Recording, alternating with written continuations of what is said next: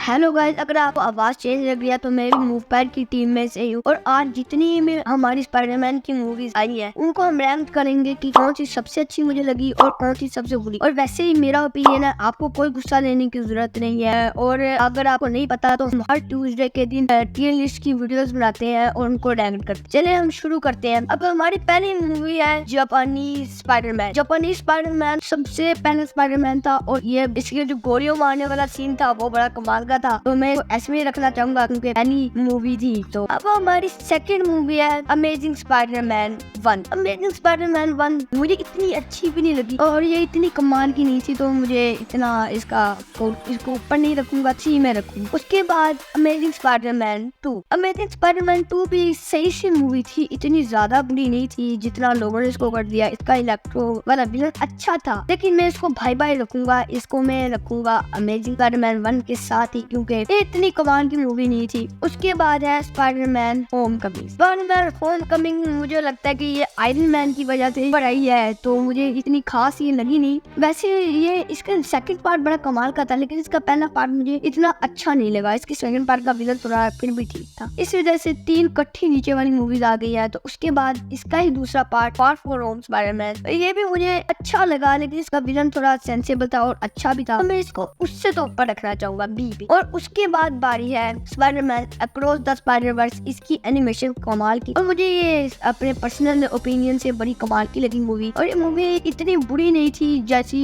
इसका दूसरा पार्ट, इससे थोड़ा सा लो है और ए में रखना चाहूंगा, एस पे नहीं। उसके बाद बारी है स्पाइडरमैन 1।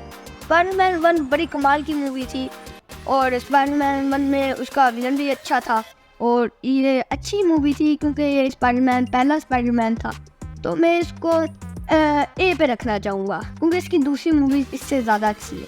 उसके बाद बारी है स्पाइडरमैन बियॉन्ड द स्पाइडर-वर्स की। स्पाइडरमैन बियॉन्ड द स्पाइडर-वर्स मुझे अच्छी लगी और ये मैं इसको भाई भाई रख देता हूँ, उसके साथ ही रख देता हूँ क्योंकि इसकी एनिमेशन भी बड़ी कमाल की थी और बाकी चीज़ें भी इसकी बहुत अच्छी थी, और तो मैं इसको रखना चाहूँगा ए पे। उसके बाद बारी है स्पाइडरमैन 3 की और ये बड़ी कमाल की मूवी थी। अगर लोगों को शायद इतनी अच्छी ना लगी हो, अब हर किसी के लिए कूल लगने की डेफिनेशन अलग होती है। अब किसी बंदे को कूल लगना होता है, शायद उसको लगता है कि उसके नंबर अच्छे आएंगे पेपर्स में तो शायद वो कूल लगेगा, और हर किसी के लिए कूल की डेफिनेशन अलग होती है।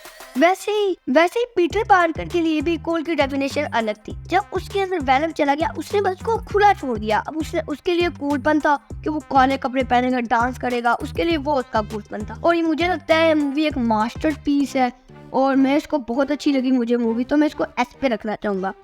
उसके बाद बारी है स्पाइडरमैन नो वे होम के। इसके अंदर कैमियो बड़े कमाल के थे और इसके अंदर पुराने विलन दिखाए गए। इसके अंदर बुली मैगवायर भी दिखाया गया और एंड्रू गारफील्ड भी दिखाया गया, तो ये बड़ी अच्छी मूवी थी। इसके अंदर पुराने विलन भी शो किए गए थे, तो ये एस पे जाएगी। उसके बाद है आखिर पे स्पाइडरमैन 2 बड़ी कमाल की मूवी थी, ये बड़ी कमाल की थी और सबसे ज्यादा पैसे भी इसने ही कमाए हैं। हम इसको रख देंगे एस पे क्योंकि एक बड़ी अच्छी मूवी मुझे लगी थी। अब यही था इस मूवीज में। अगर ये वैसे मेरा ओपिनियन है, आप गुस्सा ना लिएगा। जो लोग कमेंट में गालियां लिखते हैं ना, और मैं पहले बता रही हूँ ये मेरा ओपिनियन है, जो लोग कमेंट में गाली लिखते हैं उससे ज्यादा फारग बंदे मैंने अभी तक देखे नहीं है।